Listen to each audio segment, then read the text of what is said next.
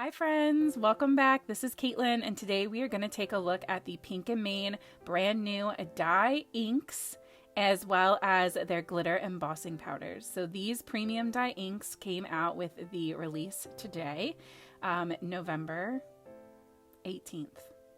Yeah, that one, November 18th. And I wanted to share them with you. They are absolutely beautiful. I love the foam that's in there. I made my own little swatch chart. I will have the PDF linked down in the description box for you, or the Word doc, or however I can get it down there in case you want to print one out to have. I figured it couldn't hurt to just share one since I knew I was going to make it for myself. You see, I have this clipboard that I keep all of my color swatch charts on next to my desk. And so to join my family of swatch charts, I'm going to make one for Pink & Main. So I grabbed this stamp set that has these really cool filled in solid shaded leaves. And I was torn between the one that kind of looks like a heart and then this other one that looks kind of like flowery. But I decided for the size of the squares that I printed, that the flowery one was perfect. So I put it in my MISTI, and I'm just going to go through and swatch these with you. You can see up in that upper right corner, I did already make a swatch with some smaller ones because I wanted to see if they looked different, fresh versus dried down, and they really don't. The color stays true, but they do, it looks to me anyway, like they're a little bit self-blending or self-smoothing. The dried down version definitely looks a lot smoother, and there's a warning right on the back of these that says a few taps will do. They are super juicy, and the color is amazing. So yeah, so the first one up was that beautiful pink, which is Dress Shop. Then we had Construction, which is that really pretty bright orange. Next is the Park, which is like an olivey kind of green. And all of these colors coordinate with the colored cardstock that Pink & Main has. So it's perfect if you have been looking for like an ink and paper line to start with, and these colors speak to you, then these absolutely are beautiful, and I'm so excited to have them in my collection.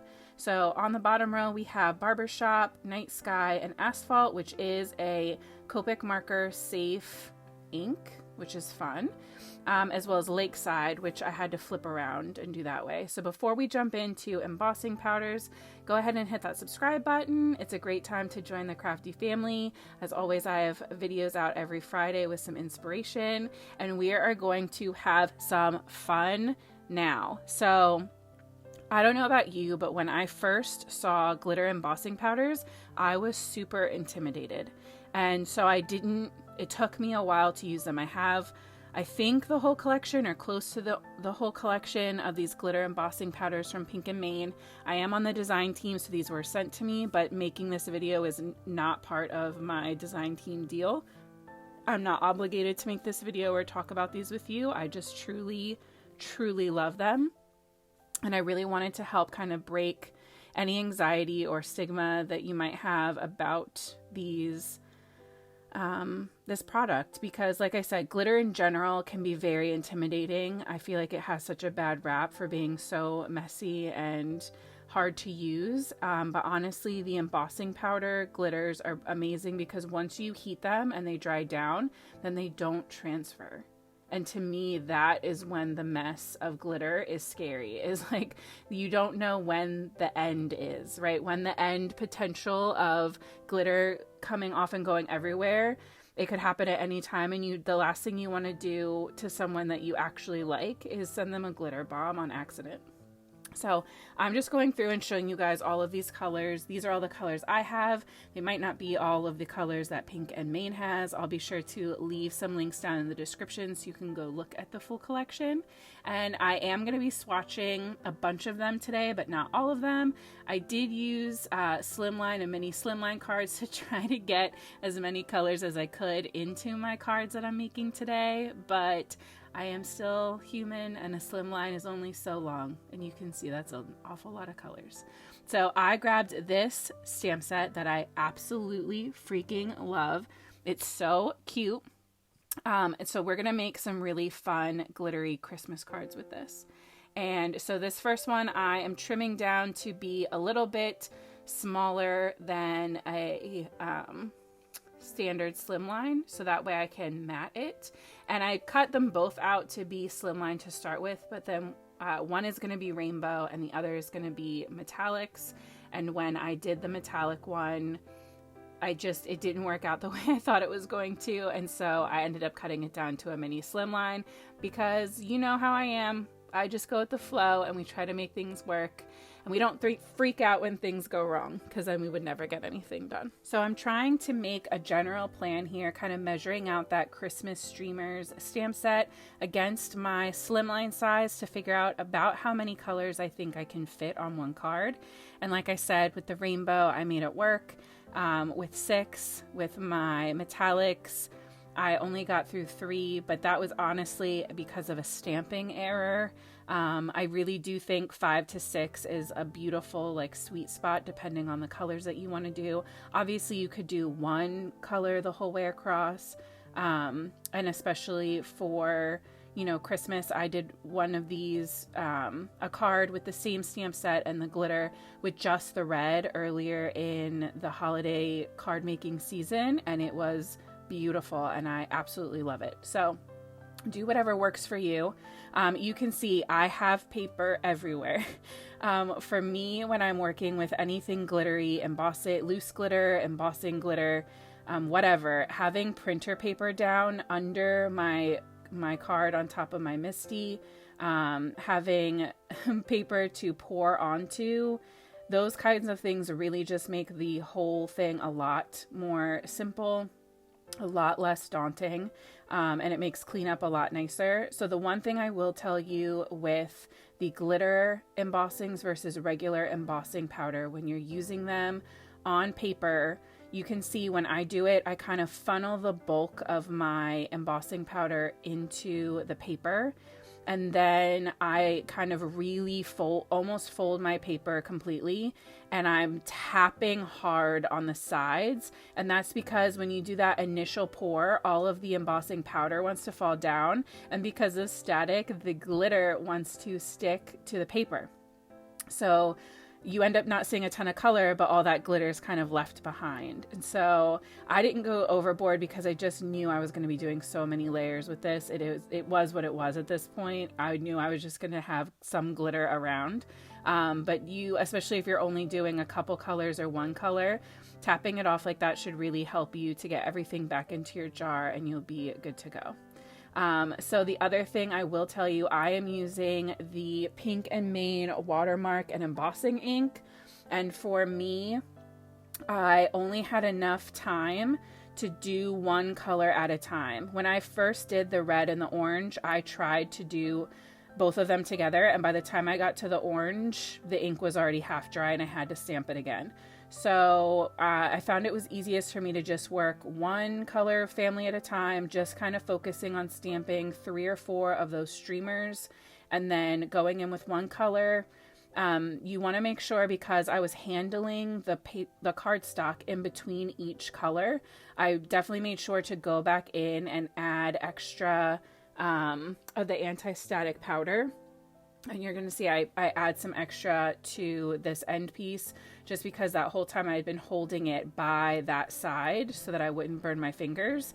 And you can see I'm masking off just using another piece of printer paper because I didn't want to use anything sticky on my cardstock that when I peeled it off might attract even more glitter or pull up any of my glitter. So I just found that using that piece of printer paper and just holding it in place was perfect. That purpley blue color that I have right before the true purple is a new color that's out with this release called Hydrangea, and it is stunning. It's like a purpley embossing powder, but the glitter is blue. They're absolutely stunning. So that is my rainbow card, all glitter embossed. And now you can see I'm going to start on my metallic, and this is where I got tripped up. So you can see I have my cardstock tucked to the bottom of my Misty. The gap is at the top and I'm working my way down, and then towards the end, I don't remember this, and I line my my paper up wrong, basically, in my Misty.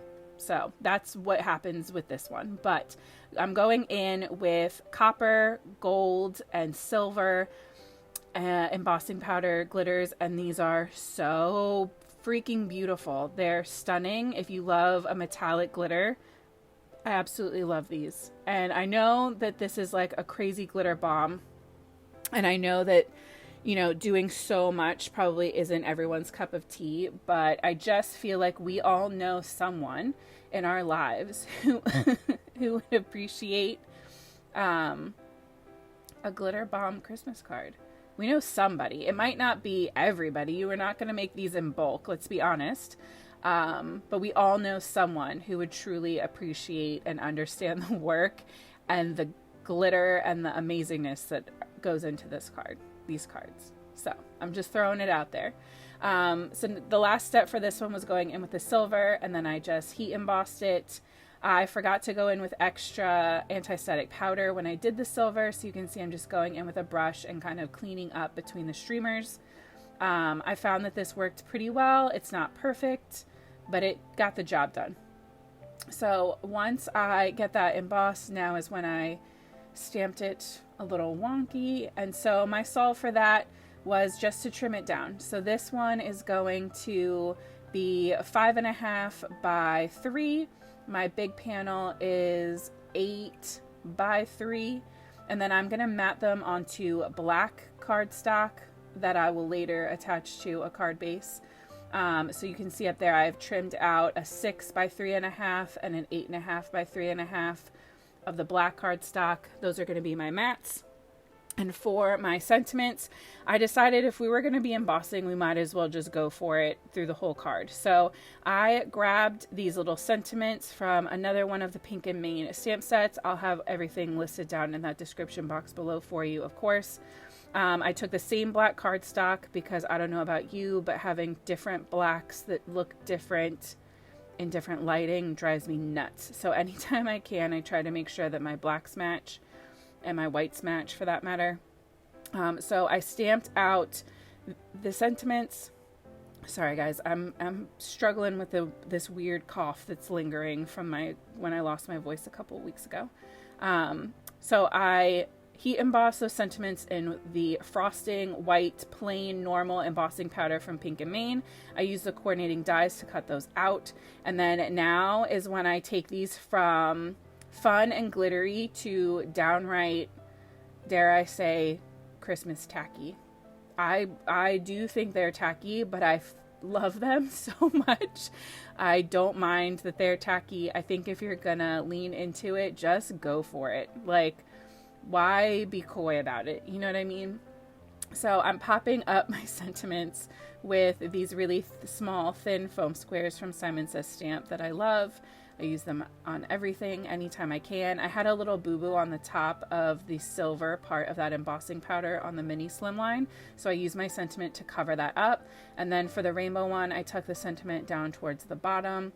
And I'm going to go in with these warm and cool jellies, as well as the essential pearls sets from Pink and Main, because the colors coordinate so beautifully. Michelle does an amazing job of making sure that all of the colors between the papers, the embellishments, the embossing powders, everything really, and now the inks, everything really does go together so beautifully and so easily. It takes that guesswork out of it. So you can see I'm just going in with my precision glue and a embellishment wand, and I'm just adding in these jewels across, or gems across my card, kind of color coordinating them with each of those embossing powders. And I tried to edit this down for you guys because I know it's a lot. I also tried to make sure that I didn't put more than 2 gems on each kind of streamer. That seemed to me to be a sweet spot where it's a lot. Don't get me wrong, I know it's a lot, but at least it's not like so much that it starts to take away from the card, because that wasn't my goal either. And I always pick up my projects after I've added my gems sideways, so that anything I didn't manage to glue will fall off. And then that's exactly what happened. So I added that last one. And then for the metallic one, I decided to keep it a tiny bit more simple. And I'm just going in with these off-white pearls, all different sizes, which is really nice too, that in this set they come in different sizes. So I have small, medium, and large. And I'm just adding that single color all the way across. And I just think this is still so cute and eye-catching. It was so much fun. I hope this takes a little bit of that fear or nervousness you might have about embossing glitter powders and really encourages you to try something different and have a little fun. Thank you so much for coming to hang out with me today. I appreciate you more than you'll ever know. I hope that you have an amazing week, and as always, happy crafting.